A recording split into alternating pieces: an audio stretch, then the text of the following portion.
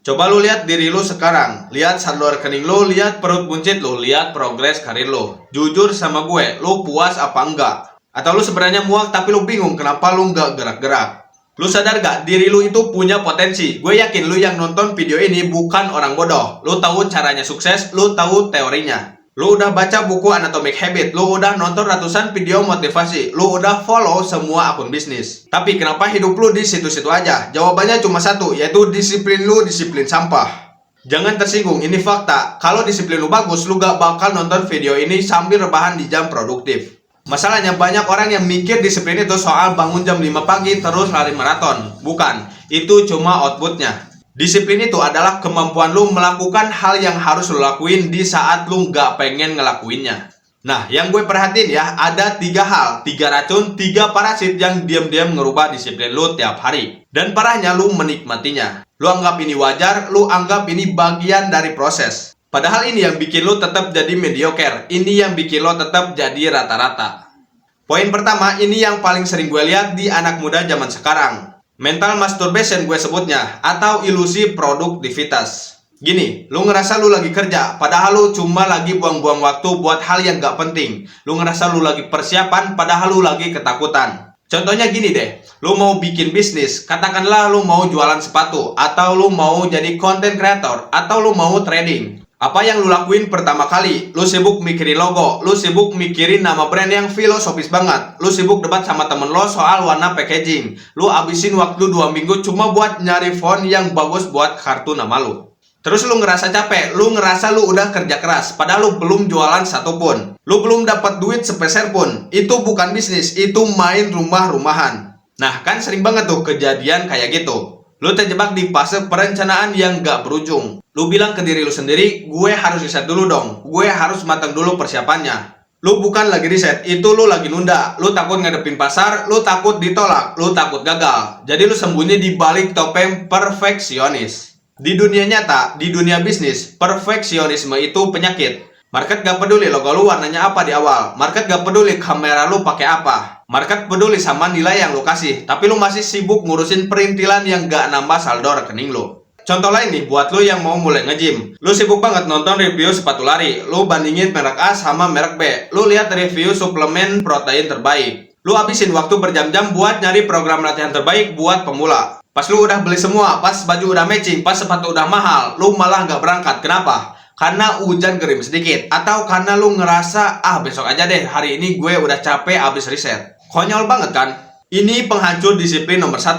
Lu ngerasa udah melakukan sesuatu, padahal lu cuma jalan di tempat. Otak lu ngeluarin dopamin seolah-olah lu udah sukses, padahal lu baru nulis listnya doang. Orang sukses, orang yang disiplinnya tinggi. Mereka tuh action oriented. Mereka punya ide, bom eksekusi. Jelek, perbaiki sambil jalan. Salah, evaluasi, terus jalan lagi. Mereka nggak nunggu sempurna, karena mereka tahu sempurna itu nggak ada.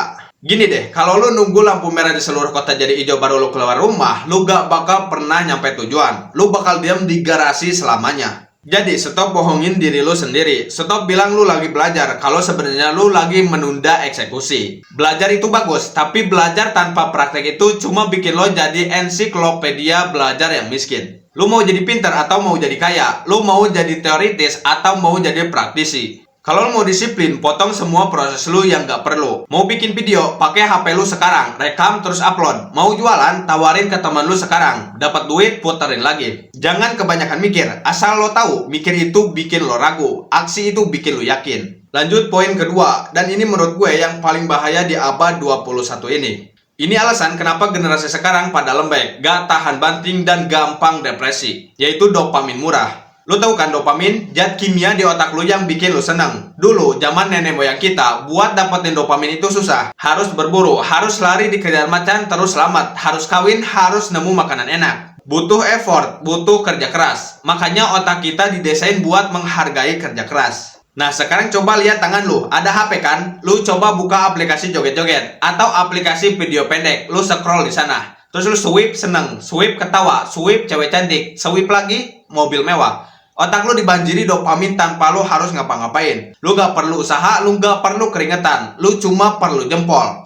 Ini bahaya banget. Kenapa? Karena ini ngerusak sistem reward di otak lu. Lu jadi punya toleransi yang tinggi banget sama kesenangan, tapi toleransi yang rendah banget sama kebosanan. Padahal disiplin itu apa? Disiplin itu melakukan hal yang membosankan secara berulang-ulang kali demi tujuan jangka panjang. Baca buku itu ngebosenin, laporan keuangan itu ngebosenin, lari di treadmill itu ngebosenin, coding itu ngebosenin. Tapi itu semua yang bikin lu sukses. Nah, karena otak lu udah terbiasa dapat dopamin instan dari HP, begitu lu harus ngerjain tugas kantor yang susah dikit, otak lu langsung teriak. Dan lu karena lu lemah, lu jadi nurut. Lu ambil HP, lu scroll 5 menit. Niatnya emang 5 menit, tahunya udah 2 jam. Sadar-sadar hari udah mulai malam. Kerjaan lu udah numpuk dan lu ngerasa sampah lagi. Lu sadar gak kalau diri lu itu lagi diperbudak? Lu pikir aplikasi-aplikasi itu gratis? Enggak. Bayarannya adalah waktu lu. Bayarannya adalah fokus lu. Bayarannya adalah masa depan lu. Para insinyur di Silicon Valley sana, mereka digaji miliaran rupiah cuma buat mikirin gimana caranya bikin lu gak bisa lepas dari layar. Mereka melajari psikologis manusia buat ngehack otak lu. Dan lu kalah telak.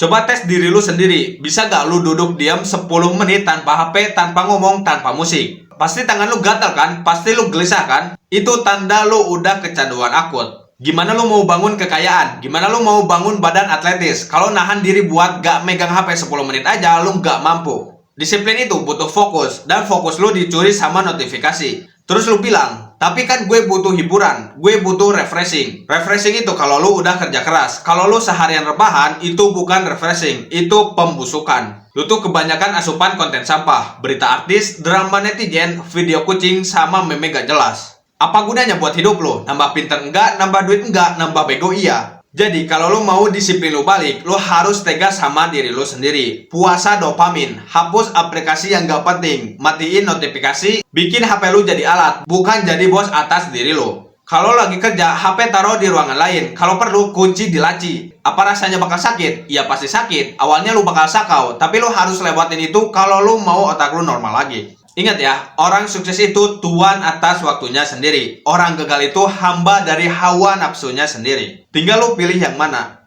Poin ketiga, ini fondasinya. Kenapa lu gagal disiplin terus? Kenapa lu semangat di awal tahun terus lemes di bulan Februari? Karena lu ngebangun disiplin lu di atas motivasi, bukan di atas identitas. Lu dengerin baik-baik. Motivasi itu sampah. Motivasi itu kayak bensin eceran. Lu beli, lu pakai, terus habis. Lu harus beli lagi. Lu nonton video motivasi, awal-awalnya lu semangat berapi-api. Besoknya, pas masalah datang, pas udah hujan datang, pas lu lagi capek-capeknya, motivasi itu bakalan hilang. Disiplin yang benar itu nggak butuh motivasi. Disiplin itu soal siapa diri lu, soal identitas. Masalah lu sekarang adalah lu masih nganggap diri lu sebagai orang malas yang lagi nyoba jadi rajin. Lu masih nganggap diri lu sebagai orang gemuk yang lagi nyoba diet. Kata kuncinya nyoba. Selama lu masih pakai kata nyoba, lu udah nyiapin jalan buat gagal. Karena kalau gagal, lu bisa bilang, ya kan namanya juga nyoba. Lu harus ubah settingan pabrik di otak lu. Jangan bilang gue mau coba lari pagi. Bilang gue adalah pelari. Seorang pelari kalau hujan, dia tetap lari. Pakai jas hujan atau di treadmill. Kenapa? Karena itu identitas dia. Kalau dia gak lari, dia ngerasa aneh. Dia ngerasa bukan dirinya sendiri. Contoh lagi, lu mau berhenti ngerokok. Kalau ditawarin rokok sama teman, lu jawab apa? Kalau lu jawabnya, duh sorry ya, lagi nyoba berhenti ngerokok gue, lu bakalan gagal. Karena lu masih ngaku perokok, cuma lagi nahan diri. Dan nahan diri itu capek. Suatu saat pertahanan lu bakalan jebol. Tapi kalau lu jawab, gue gak ngerokok, itu identitas, jelas dan tegas. Teman lu juga bakalan segan. Lu lihat orang-orang kaya, mereka gak bangun pagi karena butuh motivasi. Mereka bangun pagi karena mereka tahu waktu mereka mahal. Itu udah jadi gaya hidup. Mereka gak baca buku karena disuruh guru. Mereka baca buku karena mereka butuh ilmu buat ngalahin kompetitornya. Itu kebutuhan, bukan kewajiban. Nah, lu selama ini nganggap disiplin itu sebagai beban kan? Ya lu nganggap itu karena mental lu masih mental korban. Lu ngerasa dunia ini ngebebanin lu. Lu ngerasa lu harus dikasihanin. Buang mentalitas itu dan ganti identitas lu sekarang. Tulis di kertas, tempel di tembok kamar lu kalau bisa. Gue adalah eksekutor, gue adalah pebisnis, gue adalah atlet. Dan bertindaklah sesuai tulisan itu. Kalau lu ngaku pebisnis, masa pebisnis bangun siang? Kalau lu ngaku atlet, masa atlet makan gorengan tiap hari? Gak nyambung kan? Disiplin itu cuma konsekuensi dari identitas yang lu pilih. Kalau lu milih jadi pecundang, ya wajar lu males-malesan. Itu disiplinnya pecundang. Tapi kalau lu milih jadi pemenang, disiplin itu otomatis. Lu gak perlu mikir, lu lakuin aja karena emang itu standar hidup lo. Jadi berhenti nyari tips motivasi di internet. Berhenti nanya gimana cara biar semangat terus. Lu nggak perlu semangat, lu perlu sadar diri. Sadar kalau lu terus-terusan kayak gini, masa depan lu bakalan suram. Sadar kalau lu nggak ubah identitas lu sekarang, lu bakal tua sebagai orang yang punya penyesalan. Penyesalan itu rasanya jauh lebih sakit daripada rasa capeknya disiplin hari ini.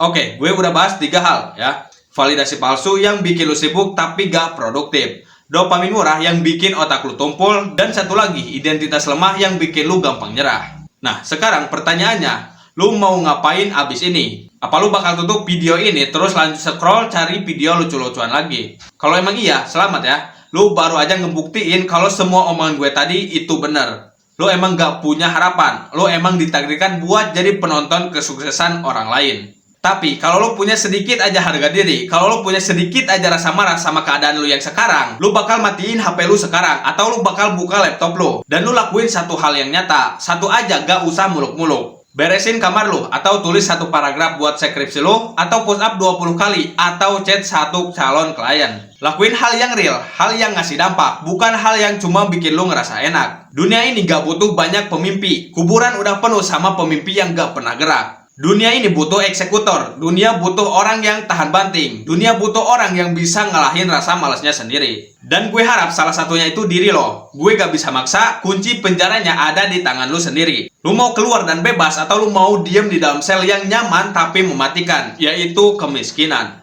Mungkin segitu dulu aja dari gue. Lu renungin apa yang tadi gue bilang, dan sampai jumpa lagi di video selanjutnya.